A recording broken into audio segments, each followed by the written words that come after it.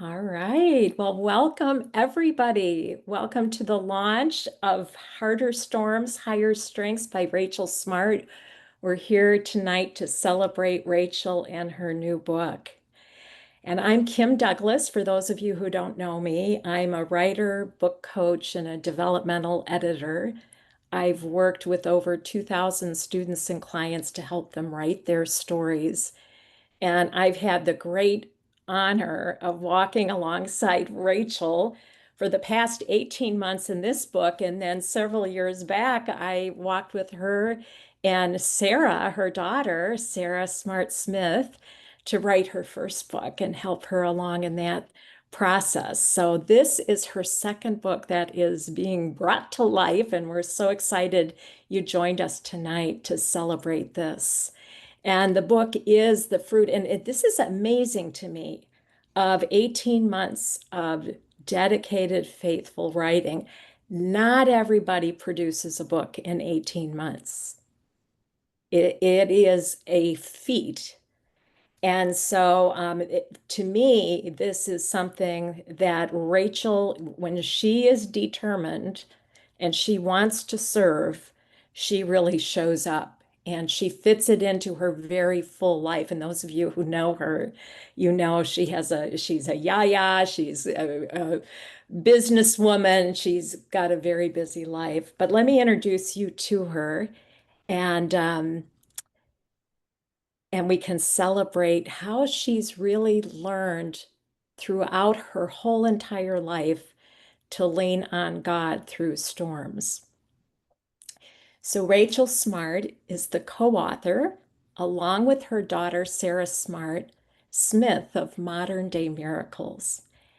Harder Storms, Higher Strengths is her second book.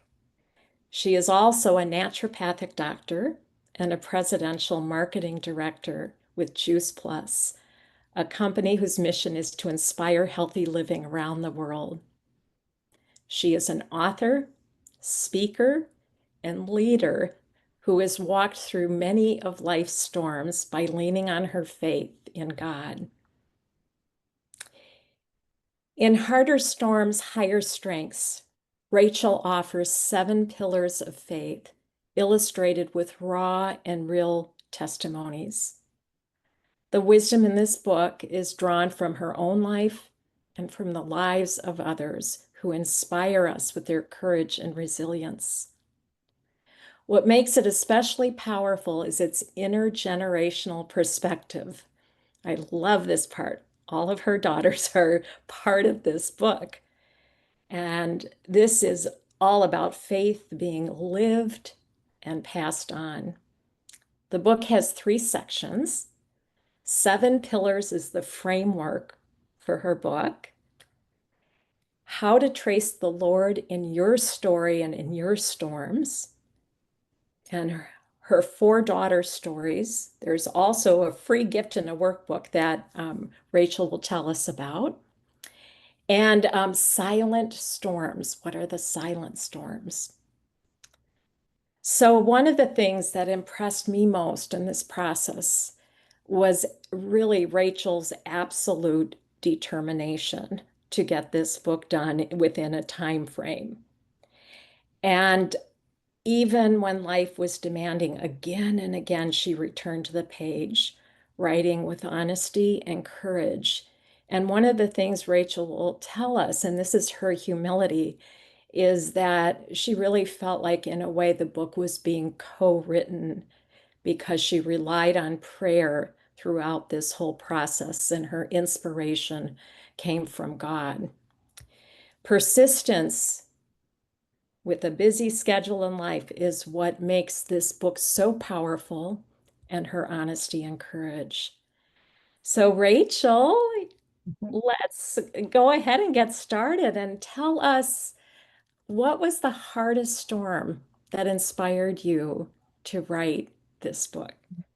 Well, first, hello, everybody. I'm glad that you're joining in, and those that will be coming to listen to the recording as well. And I just thank Kim. Kim is a professor, a former professor and a writing coach, and we were aligned perfectly at a miraculous, not her story, but just to be able to help believe that the first story that we wrote, my daughter and I, Modern Day Miracles, and it's really a family story as well. But was Sarah and I kind of came together to work it through, but just worthy of the stories and understanding what a miracle really is and what heart is. So the first book, Modern Day Miracles, it was really about, it's really written more of a wounded perspective or a young perspective of in the story of the family. We're going through a lot with my husband battling cancer and learning how to live while dying and die while living and how to navigate that as a family. But it's about miracles and how God showed up.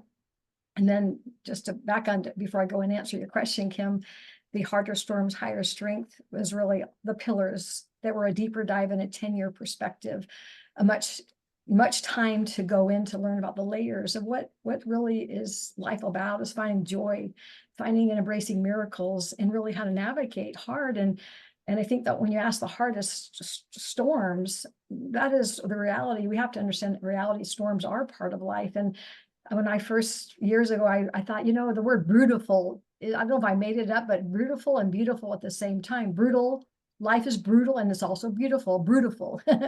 And so storms, when you ask what's the hardest storm, I think for me, it's different for everybody. When I lost Dave, my husband, it's been over 20 years ago, that was kind of the hardest thing that I have ever gone through. So that everything happened at that point where it started spinning out with a big storm of a death, of course, a partner in life. And then I was, had to, I got to, I guess, to stay home with my kids full, and work. And I became a widow, a single parent, and navigating loneliness like I've never imagined, loneliness and abandonment. I felt like at times we go through these navigations that life, gives us. We feel alone, rejected, abandoned. These are feelings, and having a new identity that was really, I wasn't planning on that. And then learning to ask for help. Those were some of those things that spun out of the bigger storm, along with mounting bills, and then into the first book, Modern Day Miracles. That was then years later. My second daughter was 10 years later that my daughter, Sarah, went through, well, it's decades of misdiagnosis before doctors discovered a massive brain tumor. And that shook our entire family, because the things that I share and then some that Sarah shares, our whole family, Stephanie, and Megan and Michelle, they went through all these as well. This is a family stories. But it became the turning point when Sarah got diagnosed. We were already reeling from the first storm. And then Sarah and I had some struggles, relationships, because I wasn't the dad, Dave, and she was trying to find her place, which is normal at a 16-year-old, and then 25, she had the tumor. We healed, the relationship was restored in a miraculous way.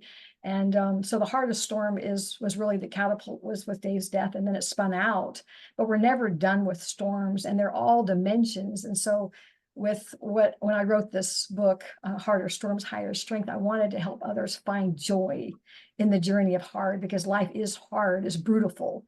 And so that's the answer, that started the whole thing moving forward. But I have become acquainted with God like I've never been acquainted with him. I guess so emotional and appreciative of my life, because I am nothing without the Lord and I'm everything with him. And I just want to make sure people know that storms are beautiful when you're tied with the Lord. And that's why I wrote Harder Storms, Higher Strength. Thank you, Rachel. And when I met you, I often tell Rachel, I mean, I'm a writer. I've taught writing. I knew right away when I learned your story and what you had journeyed through, and your incredible faith to help you navigate the unexpected and the most excruciating loss one could have, that of a husband. It's so difficult. And your faith impressed me so much that I remember when I came home from that conference and meeting you, I cried off and on for a week. And it wasn't tears of pity, it was really tears of awe. And so it's been such a delight to continue to work with you, because your big heart is that you know the power of story to inspire and to heal. Information feeds our mind, but stories that are true, really, we connect heart to heart. And you wanted to share more stories in your next book, your second book, which has just come out. you do that. And can you share a bit about what you learned from one of the many powerful stories in your book? Hmm. When you asked me that, I had some prep time to think about these questions, but there's so many stories I learned from everyone, and that's why I had the dimensions of the many stories that weaved into my own. But I just want to ask all of you listening, have you ever been somewhere and you went someplace and then your mind was taken off totally off course with another whole scene? And I call that this divine movie or tutoring session. And that's kind of the story I wanted to share. There's so many that are, some of you that are on the call that were in the book, but I picked this one. And it was last April, and I was in a health conference for my work. And I was, after the conference was over, it was Sunday, and I decided to go to my church in the different area. So I was kind of a random unknown, a bystander in a church. And so I went to, lingered in, I was incognito, and I sat down the back of the pew in the chapel, and the music's playing, and I just kind of assessed how things were running, and just as a bystander, no one knew me, I didn't know anybody. And the sacrament hymn was playing. It was "As I have loved you, love one another." It was beautiful, and I was looking around just assessing this wonderful family ward, very packed, and it was a fluent ward in the area that I was. And then I didn't know how I missed it, but right when the sacrament was being passed, I looked, and right in front of me, there was a man, he had gray hair a little bit on the back end. He was just right in front of me. And I saw right beside him was another, his son in a wheelchair. And you could tell he was fully like in caretaking. He had to caretake this, strapped in, his head was barely moving. So I didn't know what the problem was. I later learned that he was originally 2 years and he had some problems with meningitis or something. And now he's more like a 40-year-old man, but strapped in, fully incapable of doing much on his own. And then I looked right beside him, and there was another lady, which was the mother, I learned later, and she was in a wheelchair bed. And I was thinking, I was preparing this last pillar, which is building on faith and community and families. And that's kind of how you navigate a lot of the storms, through community and family and faith. And so I just started, I wasn't even paying attention to what was going on at this sermon. I looked at this man and thinking, how does he do hard? And it was just because I was studying it in my mind. How do you navigate hard in this pillar? And what I saw was the young boy after the sacrament, or communion, people call it different things, but sacrament for us. He started like moaning a little bit and started to get agitated. And the father reached over and started, like kind of rubbing his back a little bit and trying to comfort him. And I knew it must have took a lot to get him to church. I mean, I know for me to get to church is hard, let alone to have to strap somebody in, bathe and bath and feeding. I was thinking about all the hard to get there, and easy not to come at times, and the mom, the wife as well. And as this young boy, the older man in the chair, was kind of moaning, the father was trying to comfort him, and then it wasn't working. It wasn't really making his child, the son, feel well. So he kind of stood up, and I thought he was going to wheel him out, and he actually unstrapped him, and everything was in slow motion. I felt like God was teaching me so much about love, and he basically picked up his son. And can you imagine a man, a grown man? He picked him up and he laid him on his lap, and he hugged him close and put him close to his chest, and he stroked him, and he wiped his tears, and he kissed his face. And I, in that moment, I had never seen anyone have that expression of love. And for me, as I was thinking about, as I have loved you, love one another, it was really like the Lord whispering to me, Rachel, this is how I hold you. And then for you watching, this is how Christ holds you. He cradles us in our brokenness, that we are enough, we are loved, we are carried. And in that moment, it was how strength, as I was thinking about how someone gains strength, is to be held by the Savior and to help another person. And to see Marcia, which was the wife, I learned later had cancer, and she could have stayed home, and she was in her pajamas at church, and she came because of her devotion, her courage to show up, her love, even in pain, and she couldn't be there to be the mom. And so that is one of the stories that I learned about hard love, and it symbolizes Christ and how he holds us we're all broken. And it was beautiful. And that was one of the ones that, it was the sermon, a living sermon I will never forget. And it wasn't the one that was being told. Mm. You know, Rachel, I can hear how moved you are.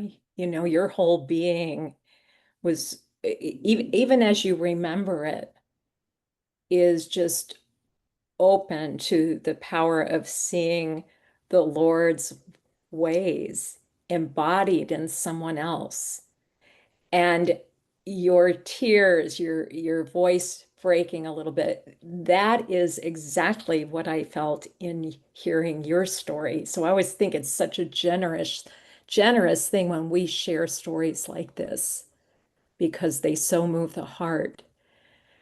Now, I know you've shared many stories in your book, and when we first met, you didn't think you were a writer, but I believe everyone who has a story can write because we do it through support with others. But what was one of the most unexpected lessons God taught you in the writing process? Well, first of all, I want to back up. When Kim, I asked you, I said, I have a lot of thoughts, but I am not an English person. I should have paid attention better in English class, and I misspell words, and I have my kids correct things, and my brain thinks very fast. So, and I remember you said, your story needs to be told. You believed in me. And you told me to write and I didn't say the SH as the first draft. You told me to write the sloppy coffee, and I just had to start. So when I started learning how to write, I realized it doesn't matter. And so for those that you're watching, think, oh, can I write a book? I said, I want you to know you have ideas and you can always get somebody to edit your work. You have to get content out, but I just want to reinforce that you don't have to be. And I've gotten better as I've written because you told me you're right and you get better as you write. And so one of the things I wanted to answer quickly is that when I learned to write, the best part about writing is you learn about what you really are trying to say. You have to write, and it's never done. It's layers and layers and layers of rewriting. But the wow in writing for me is when I write and I go, whoa, that was amazing. And it wasn't me. That's what's cool about writing is you go, the Lord wrote it and I'm learning while I'm writing because he's writing through me. And I reverence that as a most humble gift giving of anything I can imagine. Just like the story I told you with Ed and Marcia, I was asking how to finish this book off, or the first section actually. And it was like, he's showing me, he lined me up to go to that church that day to see that scene. And then I interviewed Ed and Marcia. They're layered stories in the book because I called them afterwards. So, but it's really about the Lord using getting out of the way and then just watching him write. And that is an honor, and that is a humble, sacred work. And I absolutely love that, the humility. And, you know, I've been so blessed, and Rachel, you know this, but in my studies and in my many 40 years of working with writers and, you know, a great education in writing, I've worked with famous writers. I've studied under them.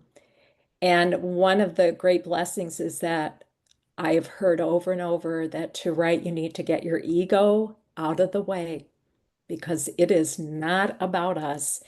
It's about the divine, about God, the Lord working through us. And when we get ourselves in the way, we really interrupt that flow.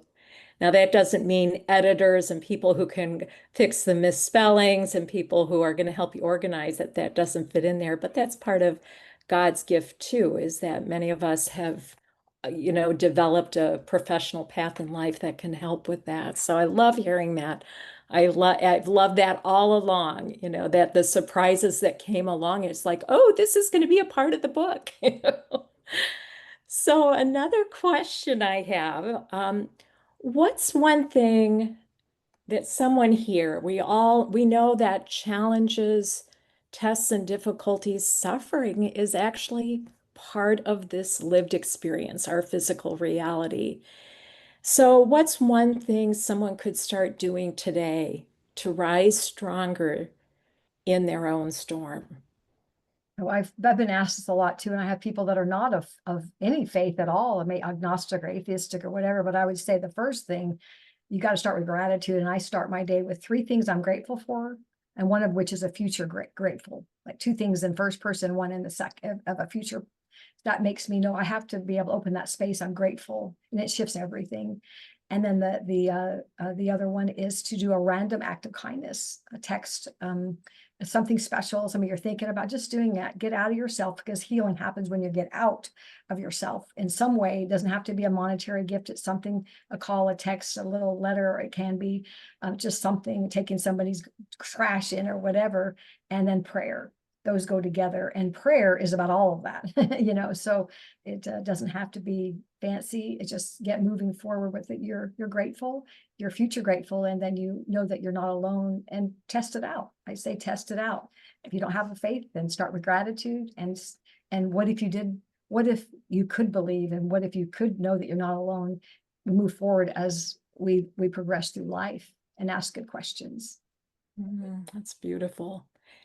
Well, along that line, you talk about embracing miracles. And it's not just the huge miracles, right? There's miracles that occur in everyday life. So what do those miracles look like to you, Rachel? Well, I love that question. I know when I first was learning about miracles, with the first book, sometimes we think of miracles are the fireworks, the bigger things. And I didn't prepare answers to these questions until I got home today, because I wanted to really let it come naturally. But when I got home, thinking about what was really needed to be shared with all of you, and I came home, and the little miracle I saw was, I looked out in my yard and I had two fawns, and the mom was a little way off, but they were standing in my yard. And the one fawn was just licking the brother, sister fawn, their his eye, and then the ear and the mouth, just licking. It was quite a long of licking and loving. It reminded me of the tenderness we gain from helping another outside of ourselves. So that's a miracle of just watching, wow, an answer to a insight of what to share, and caring more about other people than ourselves. And then today I actually went live with a live recording on Facebook of Ashley Kerpeel.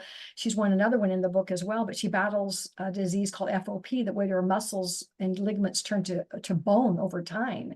And she radiated, she's been on Today Show, she's been on all CNN, all these different shows, and there's only 900 FOP people who have FOP in the world.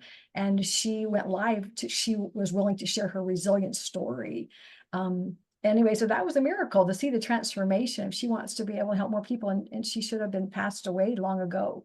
So that was a miracle. And then today I woke up this morning and I thought, wow, I'm getting a little nervous, because we get nervous when things are important to us.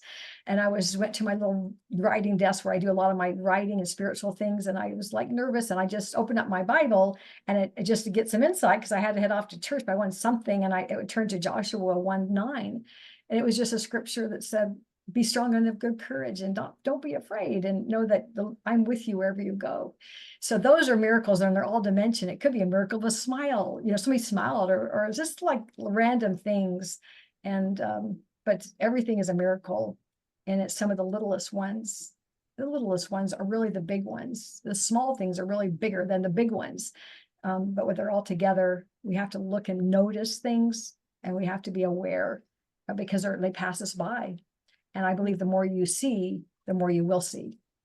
I love that. I love that. And it seems like gratitude and miracles, noticing miracles, almost go hand in hand. And that's beautiful. What about a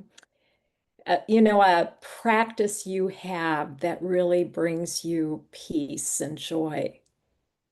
Well, I have a YouTube channel now that I did a lot of prep things that are getting funneled in there, but I shared that. But I love Miracle Morning, and that's just a book that I practice to help ground me, but it's trying to not turn, I'm not perfect, but I've been getting 95% of the time. I don't look at my phone before I go into my time with the Lord and with reading and getting myself filled up. But I use the acronym SAVERS, SAVERS, and that you can go to YouTube and you can find that. But I share my morning routine just to save time.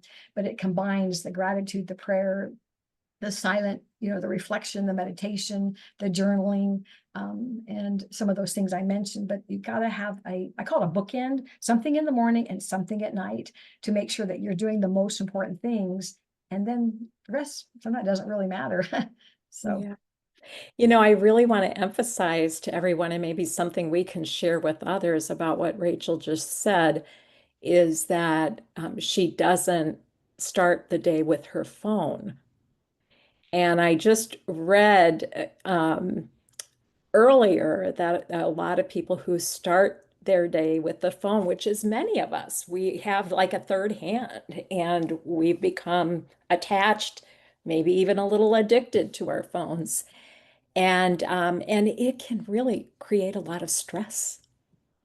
The world news as the first thing in the morning, where I hear your practice is totally different, that you have a kind of a miracle morning mindset, that you're choosing to really fill yourself up with premium fuel, with God's word, with prayer, with meditation, with journaling. And this is something we might all even want to try and see what it does in terms of reducing our stress. Also, too, maybe to go, some of you on the phone, when I was a different stage in my life, I had only maybe 10 minutes for all of it. Now I have 45 minutes or so, so you take what you get, but you can pick and choose, but you have to, and I believe it's just me coming out to share, but if you want the Lord to be more, or see, I guess he's always there, but to see him more clearly, you have to give him attention. You can't expect, like any relationship, you can't expect, if you were married and you didn't do anything for your spouse and expected to get all the, kudos and feel the love, you're not going to feel unless you give. So however that works out, it may change through, and does change through stages of our lives. But I just find when I don't do it, my life is chaos. And when I get on my phone, I'm drowned by negative and racing. My heart's, I have a lot more anxiety. So I'm trying better to balance that out. I love that. I love that. Well, what's intriguing to me is like we read the title, Harder Storms, Higher Strengths. But you've said storms aren't just bad times, but also good times that can distract us. So, what do you mean by that? Oh my gosh, this was when I wrote the book about the seven pillars of and most of the 17 stories, and some of you are on the call I pulled out to share different face, different perspective. And I thought, okay, I'm done. After I finished that story, all the layered weaving and my story and into it made sense of all these pillars to be the framework, how to do hard. There were hard storms that were horrific. And I chose many dimensions, not just the death of a spouse. I mean, it was like lots of divorces and shattered dreams, long-term care, and a lot of things that happen. And then I thought I was done. And then the second pillar, um, basically these are promptings that I downloads, and I just said, "You're not done yet." I go, "What do you mean?" And the middle third, or the second section, was really how to rewrite your story, how to trace the goodness of Lord in your story. And I asked my four children to be authentic. Sarah had already done her story in the first book, but the other three children, Miss Stephanie and Megan and Michelle, I said, would you allow me to interview you like I do it? I love helping people rewrite their stories and pull the best out. Would you allow me to do that? And some of them, they'd never done that fully. And I went through and helped them pull out their story. And I said, would you be really authentic? Because I'm being very authentic in my stories in this book. And they rewrote their story. And I have the free gift. It's in the free gift when you buy a book through my website, goes through Amazon, but you'll get the free workbook to help you and your children, your grandchildren rewrite their stories and storms in every layer of your life. So that's a gift. And then I thought I was done. And then I felt like the Lord was saying, what is the greatest storm? And I thought I did the job, right? I wrote the book that I was led to write. And he says, no, the greatest storm is complacency. It is when you let things, don't stay, you're in, the sky is blue, life is good. You let the Lord kind of put them on the back burner. And so that is what it is. When we relax too long, we sit too still, everything's casual. It is greater than some of the horrific ones because they make you dig deep. When you go through a horrific storm, usually you're pulling to know the Lord, like get some help. And I know some of you are on the call that have been through so much, more than what I've been through. It doesn't matter, but you tend to seem, in my opinion, and what I've learned, when you go through hard storms, you tend to build great roots. And then when life is good and you got the everything, and you tend to not be as kind of focused. I appreciate that. And I'm working with another writer, also Christian, who talks about his struggles and summits, and that, we live in between the high peaks and the lowest of lows most of the time. And do we lose sight of our faith in those moments? So that's really, really in alignment with that. Well, this book has been 18 months in the making, but a lifetime in the living. And all those who know you well on this call, and for people who don't know you well and that may just be coming on, one of Rachel's core stories was the diagnosis of terminal cancer to her young husband when they were raising four girls. And while he had more time than the doctors predicted, he did pass on. And Rachel has become just an incredible, outstanding woman, a woman who has filled her own shoes, who has stepped from being in the shadows of her husband's charisma to shining her light, to allowing the light of God to shine through her. And this book, the first book was that story with some nudging, I would say, on my part. But once you realized that it could serve others, you were all in. And what about this book, though? What really drove you to write a second book and to go through the hard work and the commitment of that? Well, it started because people were always asking me from the first book, like, how do you listen and act? How do you surrender? What does it mean to partner with the Lord? And I thought, wow, that wasn't my thoughts. But I set my resolution, set aside January, getting ready to write New Year's resolution. And I just sat down with some paper and had my phone turned down. It was on, it was off. I mean, not silently off, but it was turned over and muted out. And I was ready to get to download. And what do I need to be more for the Lord? I want to make sure I'm putting Him at the center. And I asked Him, what can I do more for Him? I was saying a prayer, and I got the Spirit prompted me to turn the phone off. And I'm like, I thought I was, so I reached out and I turned it off. And then it was the download. And I thought that's just a little takeaway for everyone. Turn the phone off. Don't be silent in it. Turn it off. And then I felt the Lord say to me, write with me. And I was like surprised to hear that, because I wasn't planning on writing a book this last year, 18 months, And so the pillars, the 7 pillars were the framework for everything, was how to do hard. And when people say, and you may have heard this, some of you, I can do hard things. Have you heard that? Raise your hand. I can do hard things. I really don't like that. I like to say I can do hard things well with the Lord. That is much better than, because everybody does hard things, right? So basically that was what I was called to do. And then I called up Kim and said, I want to write another book, and I've got ideas. And these are the things that these 7 pillars, I want to get some time away. And we went to Hawaii. You don't have to go to Hawaii to get your thoughts right. But But I it's not bad. I know we went to Hawaii. We had a week, and I wanted quiet. If I was going to do this, we're going to get excited. And I asked for help. Kim has been my writing coach. If you want to do something well, you need to get a coach. I don't care what it is. So Kim, I trusted her. She's a professor of writing, and she knows my heart. And I said, this is what I want to do, and I want to pass it by you to get the framework. And then we had a game plan, and it was to write 1 pillar a month. If I was going to do a timeline on it, there's no race in this, but it was 1 pillar a month. And I did pretty much on track for about 8 months. And then it took a whole year to refine it and layer it down. So I'm just telling you, it's writing is rewriting, processing it out by the 7 pillars. So I want you to remember, when you catch yourself saying, I can do hard things, no, I can do hard things well with the Lord. I hope that you say that instead. I love that, Rachel. And what about the 7 pillars? You have 7 incredible pillars. I encourage you all, if you haven't bought the book already, to pick it up through Amazon or Rachel's website. But which one of the pillars, I know they all mean something to you, but which one is alive for you right now in this season? Well, you asked me that, and I thought there's so many. I can't, I love them all, because they're all part of everything. But the one that I wanted to share today was the 5th pillar is listening to the Spirit and acting.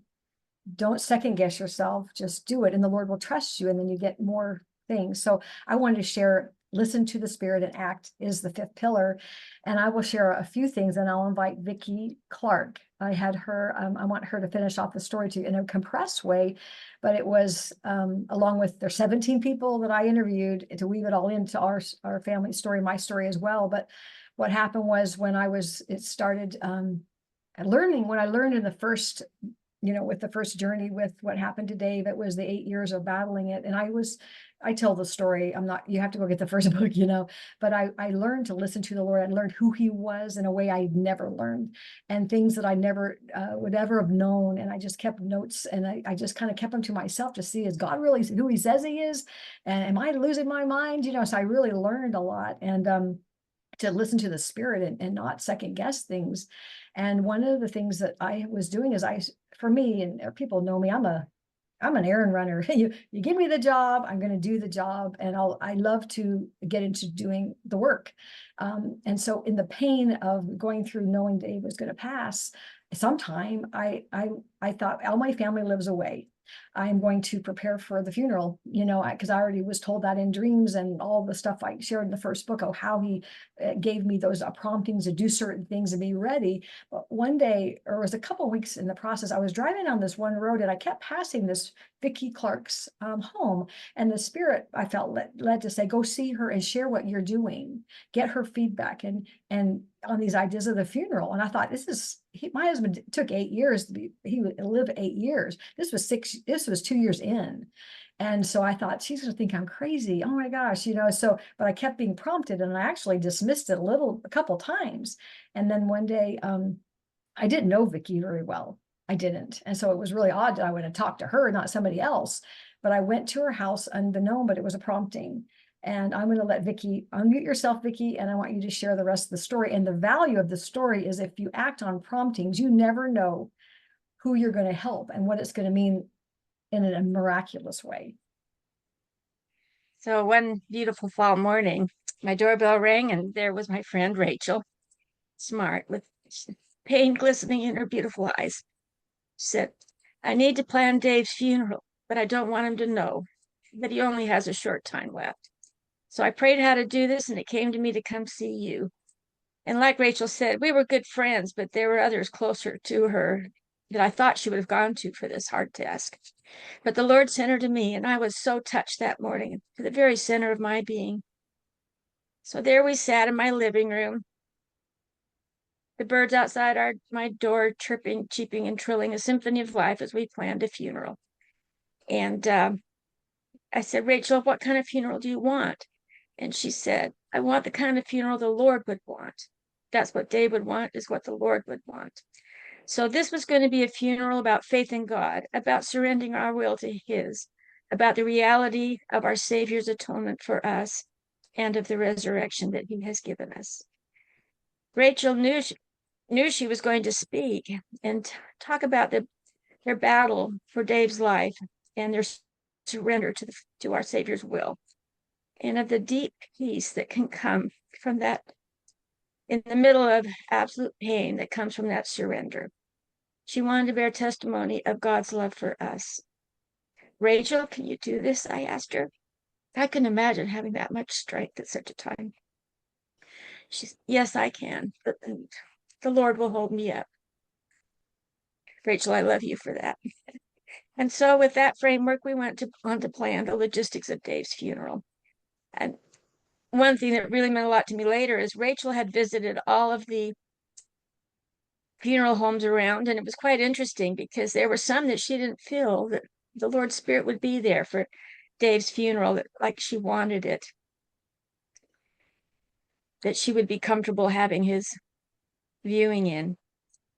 And then we had everything planned, and Rachel was ready to go coffin shopping, an awful task. I had no idea that morning what a tender mercy the Lord had just given to me, a Lord who loves me. We had actually planned 2 funerals, but we didn't know it. Exactly 6 months to the day after Dave's passing, Hurricane Cindy swept over Peachtree City, and my 18-year-old son, Damon, disappeared into a flooding creek behind her house, trying to save a friend. Although he was cut up and bruised, his friend was able to get out and was taken to the hospital, but Dana never surfaced. It was a long, awful night of wind, torrential rain, search and rescue teams, helicopters after the wind had passed, searchlights, crying teenagers, painful phone calls, and our friends and family gathering to lend what support they could to us. At 9 the next morning, the dive team finally could see Danon. He had been trapped after being tumbled about 75 feet through thick shrubbery and rocks, and was trapped underneath a small branch right under a water moccasin's nest. And one lone moccasin was swimming back and forth over his body. The search and rescue team swatted away the moccasin with their paddles, and they brought him out of the water.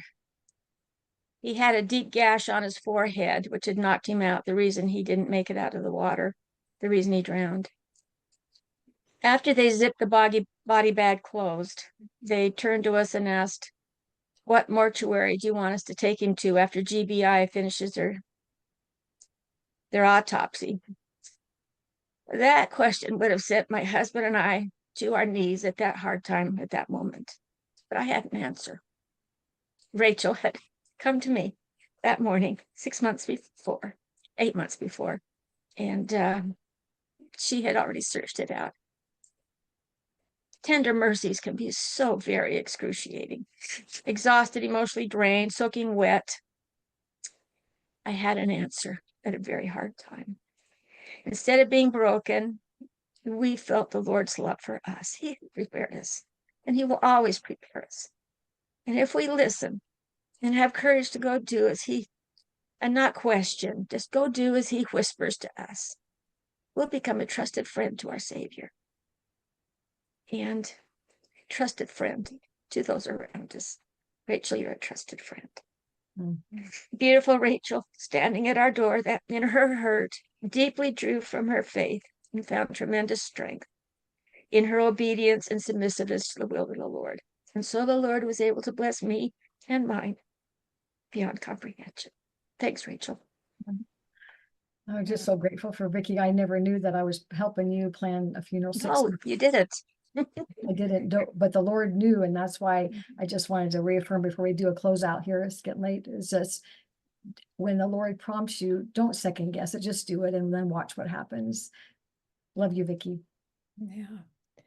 Vicky, thank you so much for sharing. We got a glimpse of your story, but I think what you brought up is we more importantly get a glimpse of how the Almighty God, the Lord, works in our lives. And that is, while many people might think books about faith um, are kind of Hallmark cardish and just presenting the positive, this book does not do that. This book presents real life stories, real life struggles, real life agonies, and how we endure, survive, and are journeying through being able to share our stories that become service to someone else that inevitably will go through, because none of our struggles are things we go through alone. We go through similar struggles all over the planet. We need each other. We need each other's stories. And Rachel, maybe you can give a short comment on why was it so important for you not to gloss over the hard parts, because you don't gloss over the hard parts in this book. Well, I think that I mentioned that before. If we have life easy, there's no depth, there's no roots. And there's a poem, I can't remember it by heart, but it was the tree that has the wind, that has the roots to survive. So, and you never get really close to the Lord if there's nothing that makes you think about who He is and what He can do to bring the greatest strength and the peace and the joy. And one thing to summarize too, in the whole book, miracles aren't about things changing circumstances. The joy is found in your focus of your life, not just the circumstances of your life. Most of the things that people pray for, they didn't change the circumstances. The Lord changed their heart and changed their eyes. That's where the miracles are. It's not to, somebody gets to not have cancer, the marriage is restored, which sometimes it is. It's not about that. It's where the Lord changes us, and usually through the harder than it is through and I always tell my kids, when you go through a good time, you better run for all it's worth and enjoy it. But when you go through a hard time, you better hang on for dear life. So, but hard is part of it. Mm. Well, it takes a team to create a book, and I know you want to acknowledge a few people before we open it up for questions and from the people who are visiting tonight. But who would you like to acknowledge, Rachel? Well, first of all, I want to acknowledge all of you that showed up for this. You have it late, it's dinner time, family time. You made it a priority to be able to, come and support. We support each other in whatever we're called to do. We all have different strengths. So you, every one of you, and those that are listening to the recording as well, thank you so much for caring enough and believing in me and to being my friend. That is so important. It means so much. Kim, you are a blessing to our family. You believed in me. You believed in our story. I remember you coming to my home after the first thought with the modern day miracles. We laid it out on paper in a big graft. You helped me. And I want you to know that a writing coach, and a good one, is you. You're a professor of writing. You help me bring out the best in me, and transformations occur when you learn how to write something. You have to share it, reflect it. And I want to thank you for believing in me. And if you were anybody on this call or that wants to write a book, you need to get a coach, and you need a good one. So Kim, thank you for helping me start with a sloppy copy and then learning to rewrite, write, and rewrite. And then I wanted to start with one of my daughters. I'm gonna go to the other daughters, but my Sarah. Sarah, she partnered with the first book, and it was a time in her life that she never knew what was going to happen. And I was already had done with process what happened to Dave. And I was just, I thought I'd never have to go through that kind of a blow. Of course we do, the harder blows. And when she gave me a call and realized that she had facing a near-death situation as well, and I already been through so much. I remember the day that she called me, and I had sat down and I said, she was just bawling because it's a massive brain tumor that we never knew was there. It was misdiagnosed for 10 years. And she's just getting ready to start her graduating from college in 2 weeks before, and her dreams are going to be realized. And she poured out her whole soul to me in tears, or getting through the tears, and said she got a brain tumor displacing the brain stem. And I just sat there. I was almost paralyzed again. It was like dizziness. And then it came to surface all that I had come to know about the Lord and him being the tutor to me. I said, the bigger the tumor, the bigger the God. Here we go. We're going for this, and we're going to surrender the story, but we're going to trust and have faith. And Sarah, I want to thank you for helping me, because what happened to Sarah didn't know, and I didn't know, is when Sarah was 2 weeks before graduating from college, she had to have the surgery. It was potentially a 3-day surgery. And we got home, and she had to do 1 year of recovery. And that was the year that I was starting to write this book, Modern Day Miracles. The Lord knew something different. And Sarah was home for the year, and the year is what we do to write the book. So I remember going into my closet, my teeny closet, I go, and I start writing away. And then, Sarah, here you go. She'd correct and give me the perspective. And then she would write her part back and forth. And I just want to tell Sarah, thank you for your courage. God restored our broken relationship. We had a very hard relationship because she missed her dad. She allowed me to find my voice through a very harsh statement that she made to me, but it was the Lord speaking through her. And it was, you read the book, okay? To get that story was amazing. But she gave our entire family strength to carry on and never doubt the surrendering. Just surrender it and let God do his work. And then to my other 3 daughters, they are Stephanie and Megan and Michelle, and they have given me the strength to be who I'm supposed to be. They let me go through the awful clunkiness, robotic mother. I was a very robotic mother the rug was pulled from me. And I just had to survive. And so sometimes when you go through the fire of a storm, you go, I'm just trying to survive. And my kids have given me grace. They have loved me. They have pushed me. They have watched me. They have cheered me on. So you're on the phone, Megan and Michelle and Stephanie. Thank you for believing in me. And I have 4 bonus sons. I love all of them. I call them up. They talk forever. I love my bonus sons through marriage.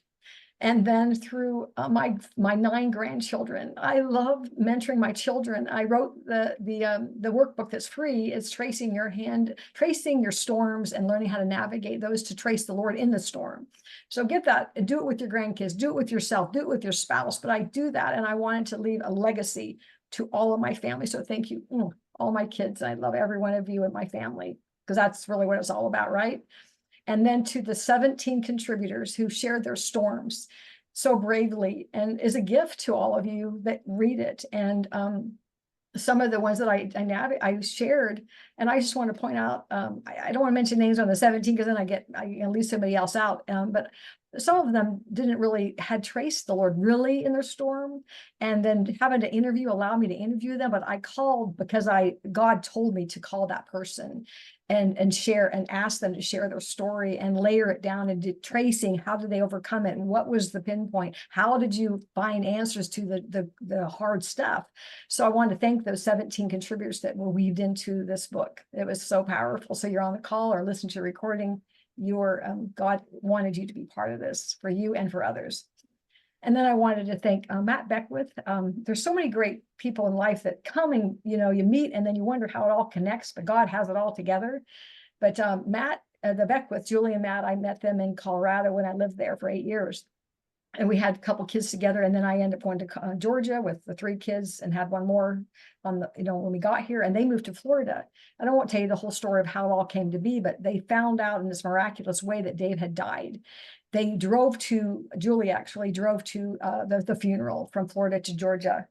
And it was a time where they just felt so touched that they were supposed to move to Peachtree City or the Georgia area, right where we lived. And it was a perfect miracle because Matt, this Julie, but Matt became a brother to me, a mentor, a spiritual mentor to my children. He became my computer lifeline. He did all my computer work. He did the course in my smart transformation.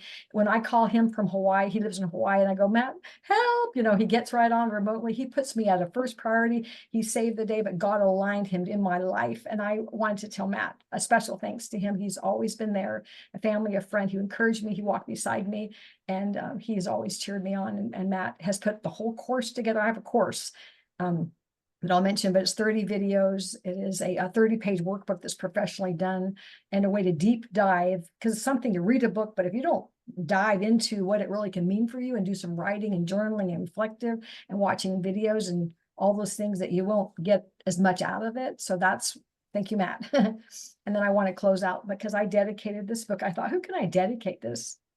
And I dedicated it to my Savior. And I thought, through every storm, every tear, every long night, he has been my anchor, my light. He's been my strength. And so I dedicated it to him, because every prayer, he's been present in my life. And for all of you who showed up today, I want you to know that you are never alone. And if that's all you get, is that you're not alone in this life. He wants to show himself to you. And through the storms, ask good questions, and you will find joy, you'll find peace, and you'll find answers. Well, Rachel, I love you so much, and I love every word you share. And I know you have a invitation that goes along with your book. So do you want to share that? Oh gosh, I forgot what invitation. For the 30 videos and the Oh 30. yeah, that's the course. Okay, so the course I just shared is it's a course that's on my smarttransformations.com. And get this right, because it's smart with 2 T's. And then you have another T. So there's 3 T's in there. Make sure you get the 3 T's.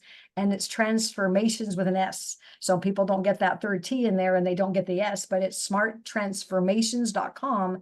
Go into the menu bar and it has a search where the book, the course, and I'm giving 50% off at limited time. And that's a lot off. So it's $97.50 for the course. And that's 30 videos, the workbook, 30 pages, and a deep dive. And I promise you that you will be so grateful. You can use it over and over with your family, yourself. That's a gift that I give out, and the other free gifts as well. So, and the YouTube channel is coming. I never had a YouTube channel. I got somebody loading up all my stuff. I worked my off for the last month getting that together, and I'll be doing something probably every week too. I want to share with all of you. First of all, Rachel, you've accomplished so much, and so maybe we can all just kind of put it the Zoom hooray, put your hands up and celebrate the effort and the love and the compassion, all these interviews, and the demonstration of faith and reliance on the Lord, that we just treasure you. Thank you for gifting us all of us. I always tell every writer I work with that I believe truth, our stories change when we can get our truth out there. It changes the molecules in the universe. And so you've done a great job. And the book, I will put the link in the chat below as we go into our Q&A. Alita's going to guide the Q&A. And what is helpful for all of you who read the book and all of you who know someone, you'll probably recommend the book and say, read this book. If you can actually take the time to write an Amazon review, when there's 100 reviews on Amazon, journalists pick up the book and they'll bring a review into the newspapers, into periodicals. And so, what's easy to do is easy not to do. We think, oh, I'll write a review. That book was so good. And then we get busy. But I know so many of you are here. You truly love Rachel. And I sure would love to see this book touch the many hearts that are hurting at this time in our world of hardship. So please consider doing that. And we're so grateful you joined us tonight. I hope you'll stay around. And if you have a question you'd like to ask Rachel, I'm going to turn it over to Alita for that. And then I'll get the in the chat the Amazon link. Thank you. And it's I was little, just going to put the sorry, Amazon you link keep in it. there. Rachel, what is the best way to do it? To buy it from your website? Well, I'm affiliated with Amazon, so you can go to Amazon, but they don't get the free gifts. So if you go to my website, thesmarttransformations.com, and you'll go through there, you get the free gifts. You get a Matt's on actually from Hawaii. He's on right now. He was going to pop in, but he made a code. Matt, do you want to pop on real quick and just share what you did special? We made it special for a code that people can get the access to the course. He may be in a spot they can't get to it, but there's a code. He's muted. He's muted. I can ask him to unmute. What's okay, whatever. But Storm 50, that's what it is. Storm 50. There he is. Oh, there you are, Matt. Yeah, it's strength 50. Oh, it is? It's- Oh, If they put strength 50 in there, they put strength 50 in there, then you get 50% off. Yes. okay. And Matt worked like 3 days nonstop. I don't think he went to sleep for 3 days getting this all done for me. So Great. Yeah, I hope they enjoy it. thank you, Matt. The code is if you go to the website, you can see the code before you purchase it too. Awesome. So I don't see any other questions. I think you answered one of them that I had a question of is what do you do to navigate those hard times? Because when you're in the middle of it, you can't think of anything else besides the pain you're going through. Well, I had somebody ask me that before he got on. One of the questions was, what do you do when you're in the middle of the beginning of a storm? Right. I think you just hang on. It's very hot and at the very beginning. You can't really do much except just try to catch your breath. And then you're navigating what are the options, and you start navigating depending on what it is. And then you can start laying it down by, of course, you've got to pray, you got to be able to, ask for help and doing some of the basic things. But after you get through where you can kind of breathe a little, and especially after a storm, that's when you start really rewriting and going, what did I learn? And the questions that really help you anchor meaning to the storm. Because the worst thing is if you go through a storm and then you just go, whoo, that's done.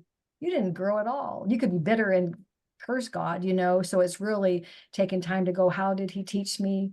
And he never pushes us down. He never makes us have things. He basically grabs our hand and says, here comes some hard things. I'll help you get over this, or I'll carry you through this little piece of it, or I'll let you go through it like a baby. We wouldn't carry a baby all the time. We wouldn't learn how to walk. But we learned that it's a process of learning to rely on him through it all. He's not gonna, his free agency is what we have a gift for. So maybe that answered that question. Yeah, you talked a little bit about being in that state of gratitude and doing acts of kindness, get out of our head, get into helping others. And which I think that's a really good one too. you know, just to, Random acts of kindness. Yeah, I forgot that, Lita. I mean, it's the basics is gratitude, random act of kindness, and prayer.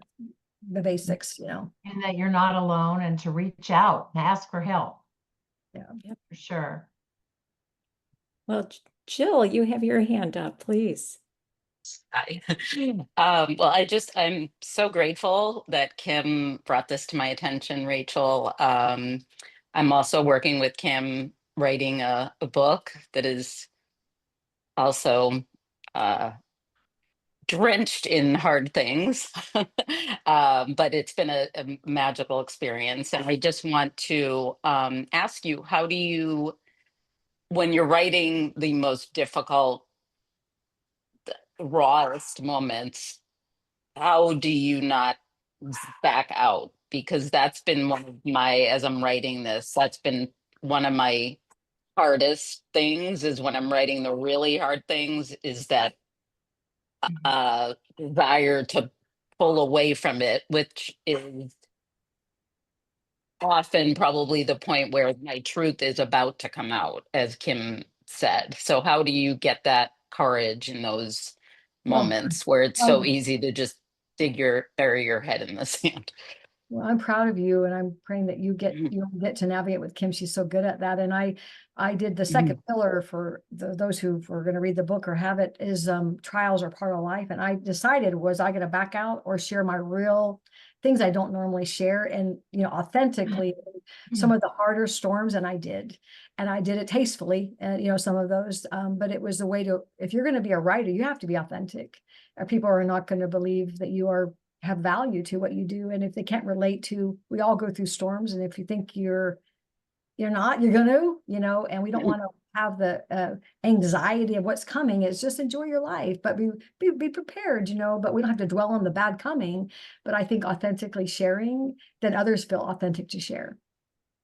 That's beautiful. Thank you. Congratulations. This is fantastic. You're welcome. You deserve 2 T's. my husband. Rachel, this is Carolyn from Idaho. I just wanted to add one little thing about that was, I know you had mentioned earlier that it was really helpful for you to think about the people who would be impacted by your book. And maybe that might be helpful to not just think about what you've been through, but how writing this book might affect others, and that might give you the courage and the strength to actually tell your story. And I think that that's kind of what you experienced as well, is thinking about how it would affect others and how many people it's inspired, and that gives you strength.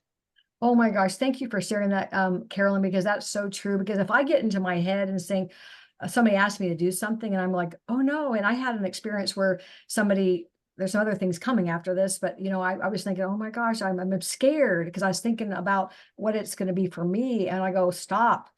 And I remember Sarah and we did a second edition of this first book, and I thought, and I'll just give you a little teaser. I mean, it's in a screenplay processing. It's almost getting ready to be greenlit, and that's coming. We'll just pray for that, But I got scared and thinking, I don't know, and the Lord just said, it's not about you.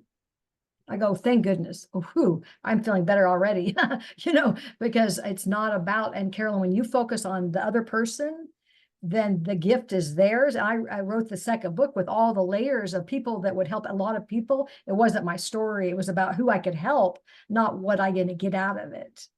And if you start worrying about what you're going to get, you're going to be all in your head and you're going to lose it. And you won't be a good to anyone. So thank you, Carol. That's the best answer to that question.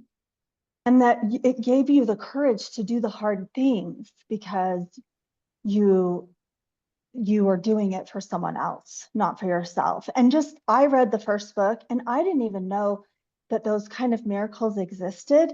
I was really in the depths of like being a mother to 2 autistic children, and just really, really in a dark place. And you looked at me and you said, you have to expect miracles. And I was like, what?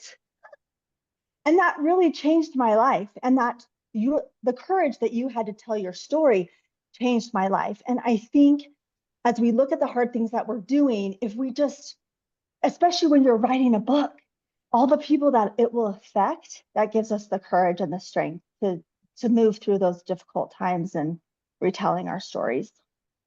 Thank you so much, Carolyn. Thank you. Any other questions? All questions are good questions or comments.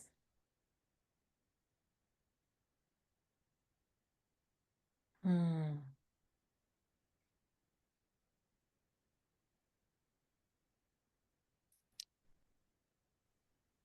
Well, this is a beautiful tribute to you, Rachel, and I'm so grateful that you organized a little small gathering of your favorites and the ones listening on that couldn't be on. It's wonderful. Thank you, Vicki, for your sharing. And Kim, you were excellent in facilitating this whole thing. And I'm just really grateful for both of your friendships and the love that you pour out to your community. Thank you so much. I'll stop the recording.